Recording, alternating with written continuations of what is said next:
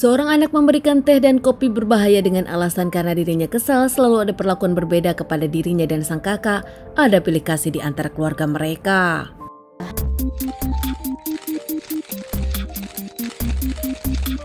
Di tanggal 28 November 2022 pagi hari, seorang ART bernama Sartina yang bekerja di keluarga Bapak Abbas ditelepon Dio, anak kedua atau anak bungsu dari Bapak Abbas. Saat itu Dio meminta ART tersebut untuk segera datang karena ada kejadian di rumahnya. Tak menunggu waktu lama lagi, ART tersebut diantar anaknya langsung datang ke rumah majikan. Ibu Sarina, nama ART tersebut, menemukan Ibu Abbas dan Pak Abbas serta Dea, anak pertama keluarga ini, pingsan di kamar mandi berbeda. Saat itu langsung diangkat ke kasur dengan bantuan Dio, anak kedua, dan saat itu tubuh mereka pun masih hangat, diberi minyak kayu putih agar sadar, namun nampaknya tak sadar-sadar hingga akhirnya mengambil keputusan untuk membawa mereka bertiga ke Rumah Sakit Merah Putih Magelang. Ketiganya dibawa ke Rumah Sakit di Magelang, namun ternyata setelah diperiksa, dokter mengungkapkan kalau mereka bertiga sudah tak bernyawa, sudah mengembuskan napas terakhirnya. Saat ditanya alasannya kenapa, Dio nampak mengaku tak tahu apa-apa, namun pihak rumah sakit pun mengaku curiga. Ketiganya seperti meninggal dalam keadaan beracun hingga akhirnya pihak rumah sakit pun melaporkan kepada pihak kepolisian.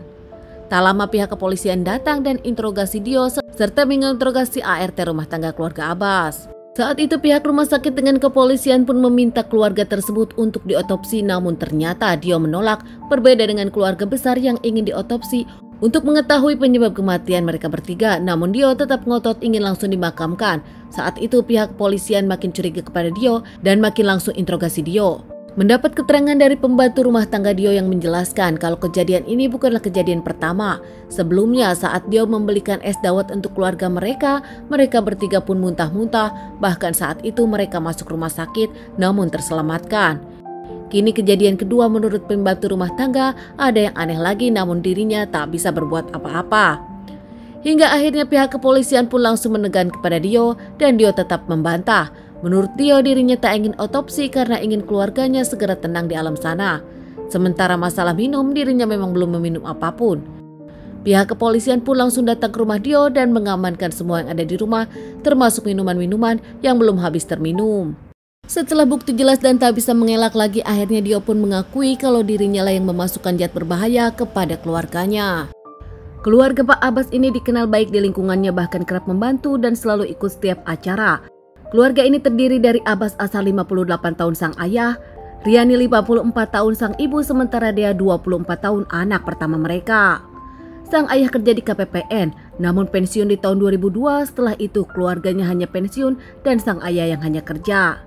Kehidupan susah tak seperti dulu, Dea pernah bekerja di kereta api namun nampaknya keluar karena ada permasalahan. Hingga sekarang Dea pun masih mencari kerja. Nampaknya keluarga sudah meminta Dio untuk kerja, namun nampaknya Dio merasa kesal karena merasa dibeda-bedakan dengan sang kakak Dea. Akhirnya merasa dirinya diperlakukan tak adil, bahkan ada pilih kasih di antara keluarganya. Dio pun memiliki ide untuk menghabisi keluarganya dengan zat arsenik. Pertama lewat es dawet yang dibelinya, namun ternyata keluarganya hanya mual dan muntah, bahkan sempat dilarikan ke rumah sakit dan ternyata sembuh. Saat itu Dio menyelidiki kenapa gagal karena ternyata zatnya diberi sedikit saja. Tak mau menyerah, Dio pun melakukannya lagi. Saat sedang kumpul, sang ibu menyiapkan teh dan kopi. Dio langsung memasukkan zat arsenik saat sang ibu tengah lengah, 2 sendok. Setelah itu Dio pun keluar dari dapur. Setelah semuanya meminum, ketiganya muntah, mual, bahkan pingsan di kamar mandi. Tak lama Dio pun langsung berakting menemukan mereka dan menelpon ART mereka. Kini Dio mengakui kesalahannya karena sakit hati kepada keluarganya sendiri. Dio diamankan dan diadili. Dio pun mendapatkan vonis seumur hidup di pengadilan Magelang. Kedekatan Dio dengan Dea nampaknya memang terjalin sejak kecil. Namun Dio makin besar makin merasa dirinya diperlakukan berbeda dengan sang kakak.